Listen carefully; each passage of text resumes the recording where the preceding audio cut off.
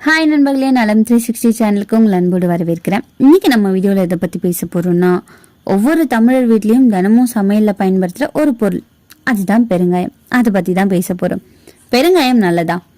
அதிகமாக சாப்பிட்டா என்ன பிரச்சனை வரும்? குழந்தைகளுக்கு கொடுக்கலாமா? பெண்களுக்கு என்ன மாதிரியான நன்மைகள் தருது? இந்த மாதிரி உங்களுக்கு நிறைய கேள்விகள் உங்கள் மனசில் எழுந்துட்டு இருக்கலாம். இன்னைக்கு இந்த வீடியோவை முழுசாக பாருங்க. இந்த கேள்விகளுக்கான பதிலாக தான் இந்த வீடியோ உங்களுக்கு இருக்க போகுது. இன்னைக்கு நம்ம இந்த வீடியோவில் பெருங்காயம்னா என்ன, அதை எப்படி பயன்படுத்தணும், அதில் என்னென்ன நன்மைகள் இருக்குது, இதை யாரெல்லாம் பயன்படுத்தணும், இதை பயன்படுத்தினா ஏதாவது பக்க விளைவுகள் ஏற்படுமான்றதை பற்றி விரிவாக பேச போகிறோம். ஸோ வீடியோவை லாஸ்ட் வரைக்கும் ஸ்கிப் பண்ணாமல் பாருங்கள். அதுக்கு முன்னாடி நம்ம சேனலை சப்ஸ்கிரைப் பண்ணாதவங்க சப்ஸ்கிரைப் பண்ணிக்கோங்க. மறக்காமல் பக்கத்தில் இருக்க அந்த பெல் ஐகானை ப்ரெஸ் பண்ணிக்கோங்க. வாங்க வீடியோக்குள்ளே போகலாம். ஃபர்ஸ்ட், பெருங்காயம் அப்படின்னு என்னன்னு தெரிஞ்சுக்கலாம். பெருங்காயம் அப்படின்றது ஒரு வகையான மரத்தோட வேர் பகுதியிலேருந்து எடுக்கப்படுற பிசினுங்க. இங்கிலீஷில் அசஃபோடேட்டியா அப்படின்னு சொல்லப்படுது. இதோட பச்சை நாற்றம் ரொம்பவே கெட்டியாக இருக்குங்க. ஆனால் சமையலில் போட்டால் அற்புதமான மனமும் சுவையும் வரும். அதனால தான் பெருங்காயம் இல்லாத சாம்பாரே இல்லை அப்படின்னு சொல்லுவாங்க. அப்படி இந்த பெருங்காயத்தில் என்னதான் இருக்கு? ஆன்டி இன்ஃப்ளமேட்டரி ப்ராப்பர்ட்டிஸ் இருக்கு, ஆன்டி பாக்டீரியல் காம்பவுண்ட்ஸ் இருக்கு, ஆன்டி ஆக்சிடென்ட்ஸ் இருக்கு, சல்ஃபர் காம்பவுண்ட்ஸ் இருக்கு, சின்ன அளவு அயன் இருக்கு. இதனாலதான் வயிறு சம்பந்தமான எல்லா பிரச்சனைகளுக்கும் பெருங்காயம் ஒரு இயற்கை மருந்தா அமைதுன்னு சொல்லப்படுது. உணவோட ருசியில மசா பொருட்களுக்கு எந்த அளவு பங்கு இருக்கோ அதே அளவு தான் அதை தயார் செய்யும் போது உண்டாகிற மனத்திலயும் இருக்கு. நம்மள பலர் வாசனையை வச்சு என்ன உணவு தயாராகுது அப்படின்றத எந்த அளவு நம்ம சாப்பிட போறோம்ன்றதையும் முன்கூட்டியே முடிவு செய்யறோம் இல்லையா? இந்திய சமையல்ல மசாலா பொருட்களுக்கு பெருங்காயத்திற்கும் என்று தனி இடம் இருக்குன்னு சொல்லலாம். காரணம், இது உணவிற்கு ஒரு வித்தியாசமான சுவையும் மனதையும் அளிப்பதுன்னு சொல்லப்படுது. சமைக்காத சமயங்கள்ல பெருங்காயத்தோட மனம் பலராலும் வெறுக்கத்தக்கதா இருக்கும். இதுவே நம்ம உணவுல பயன்படுத்தினதுக்கு அப்புறம் இதுல இருக்கிற அந்த வாசனை ரொம்பவே அருமையா மாறிடுங்க. இந்த பெருங்காயம் மருத்துவ குணங்களால ரொம்பவே அதிகமா இருக்கிறதால கடவுளோட அமிர்தம்னு பல நாடுகள்ல பல மக்களால அழைக்கப்பட்டு வருதுன்னு சொல்லப்படுது. கிட்டத்தட்ட இதோட மனமானது வெங்காய எண்ணெய் பூண்டுகள் மனத்தை ஞாபகப்படுத்தும்னு சொல்லப்படுது. தினசரி வாழ்க்கையில இந்த பெருங்காயம் எப்படி பயன்படுது தெரியுமா? பால் பெருங்காயம், சிவப்பு பெருங்காயம்னு 2 வகை இதுல இருக்குங்க. இந்தியால பொடி மற்றும் சிறிய துண்டு வடிவத்துல கிடைக்கும். பெருங்காயத்தை நாள்தோறும் நம்ம உணவுல 125 முதல் 50 மில்லிகிராம் மட்டுமே பயன்படுத்திட்டு இருக்கோம். அதே போல பயன்பாட்டின் அளவு ஒருவரின் வயது, எடை, உடல்நிலை பொறுத்து மாறுபடுதுங்க. ஸோ அதிகமாக பயன்படுத்த நினைக்கிறவங்க தகுந்த ஆலோசனைகளுக்கு பிறகு பெருங்காயத்தை பயன்படுத்துறது நல்லது. பெருங்காயத்தில் புரதச்சத்து அதிகமாக இருக்கு. ஸோ அசைவ உணவு மூலம் மட்டுமே புரதச்சத்து பெற முடியும்னு நினைக்கும் சைவ உணவு சாப்பாடுவர்களுக்கு பெருங்காயத்தை பயன்படுத்தி அந்த புரதத்தை உங்களால் பெற முடியுங்க. இது எப்படி வாங்கணும்? திடமான பெருங்காயம் பயன்படுத்த நினைக்கிறவங்க நல்ல வெளிரிய பழுப்பு நிறம் கலந்ததை வாங்கணும். அதை தவிர்த்து நன்கு கருத்தரிச்சுன்னா வாங்கக்கூடாதுங்க. அதே போல தாவர ரெசின், ஸ்டார்ச், சோப்பு கட்டி கலந்த கலப்பட பெருங்காயம் சந்தையில உலா வந்துட்டு இருக்கு. பெருங்காய வாசனை வருதா அப்படின்னு இதை அவசரப்பட்டு வாங்காம கவனத்தோட பார்த்து வாங்குறது நல்லது.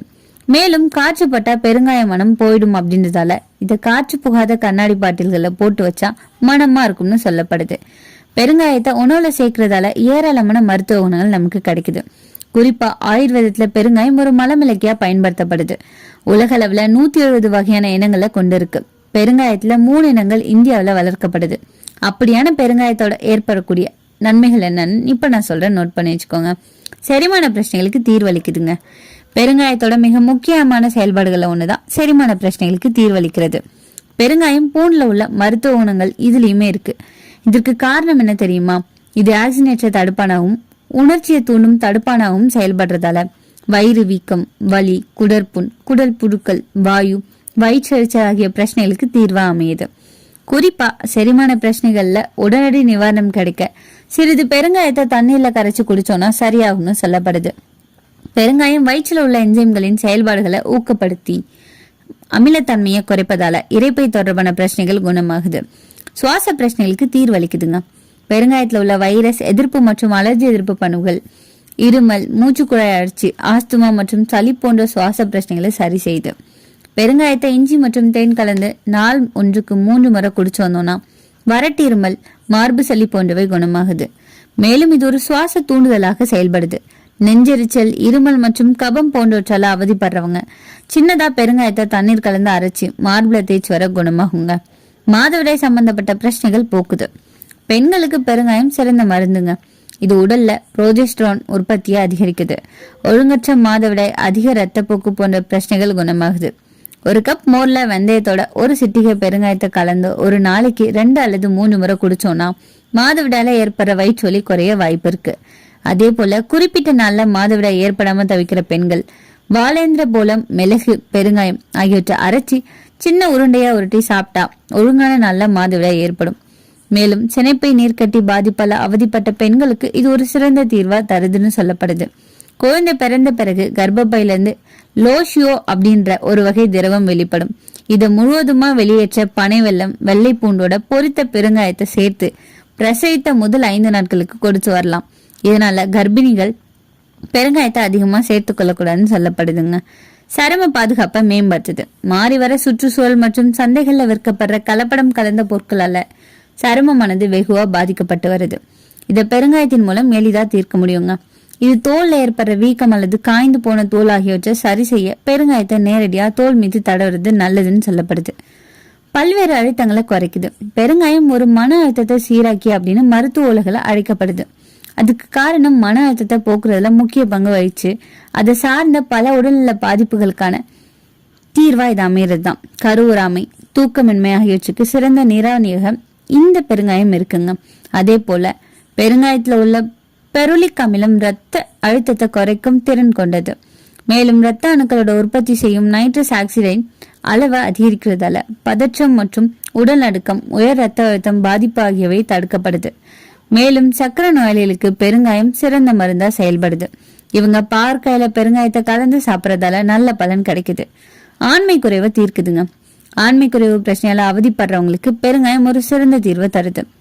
நன்கு வெண்ணெயில வறுக்கப்பட்ட பெருங்காய பொடியை தேனோட கலந்து 40 நாட்கள் சாப்பிட்டு வந்தோம்னா ஆண்மை குறைவு தொடர்பான பிரச்சனைகள் தீரும். மேலும் பெருங்காயம் பிறப்புறுப்புல ஏற்படுற தொற்றுகளை நீக்கவும் செய்து அப்படின்னு எகிப்துல நடைபெற்ற ஆய்வு ஒன்றுல தெரிய வந்திருக்கு. பெருங்காயம் ஒரு சிறந்த வலி நிவாரணி. ஒரு டம்ளர் தண்ணியில பெருங்காயத்தை கலந்து பருகினோம் அப்படின்னா தலைவலி, ஒற்றை தலைவலி ஆகியவை நீங்கும்னு சொல்லப்படுது. பல்வலி குணமாகுங்க. இதை எலுமிச்சை சாரோட கலந்து பேஸ்ட் போல தயார் செஞ்சு வலி இருக்கிற இடத்துல தடவினா போதும். இதோட வாசனை பொருள் நரம்பு உத்தியாக செயல்பட்டு நரம்பு தளர்ச்சி நோய், தசை வலிப்பு, மயக்க நிலை போன்ற நரம்பு சம்பந்தப்பட்ட பிரச்சனைகளை தீர்க்குது. புற்றுநோயை தடுக்குது. பெருங்காயம் புற்றுநோய்களை ஏற்படுத்தக்கூடிய காரணியான கார்சினோஜென்களின் பயன்பாட்டினை குறைப்பதால புற்றுநோய் ஏற்படுவதை குறைக்குது. மேலும் மார்பக நுரையீரல் புற்றுநோய், குடல் புற்றுநோய் செல்கள வளர்ச்சியை இது 50% மேல தடுக்கதா ஆய்வுகள் முடிவுல தெரிய வந்திருக்கு.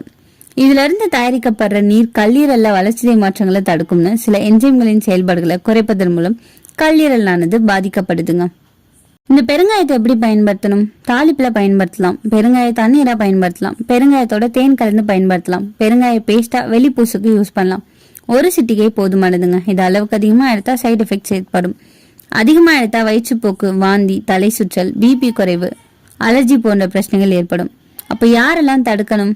கர்ப்பிணிகள், பிபி குறைவானவங்க, குழந்தைகள் உள் பயன்பாடு எடுத்துக்கொள்ள வேணாம். அலர்ஜி இருக்கிறவங்க தவிர்க்கிறது நல்லது. இந்த பெருங்காயம் அளவோட சாப்பிட்டாதான் அமிர்தம், அளவுக்கு மீறினா விஷம். இதை மட்டும் ஞாபகத்துல வச்சுக்கோங்க. பெருங்காயம் ஒரு இயற்கை மருந்து. இதை ப்ராப்பரா யூஸ் பண்றதுதான் நல்லது. உங்கள எத்தனை பேருக்கு பெருங்காயம் ரொம்ப பிடிக்கும் அப்படின்னு கமெண்ட்ல சொல்லிடுங்க. இன்னைக்கு நான் சொன்ன விஷயங்கள் எல்லாமே உங்களுக்கு ஹெல்ப்ஃபுல்லா இருக்கும்னு நம்புறேன். இந்த வீடியோ உங்களுக்கு பிடிச்சிருந்துச்சுன்னா லைக் பண்ணுங்க, ஷேர் பண்ணுங்க, மறக்காம நம்ம சேனலை சப்ஸ்கிரைப் பண்ணுங்க. அடுத்த ஒரு அற்புதமான வீடியோல சந்திக்கிறேன்.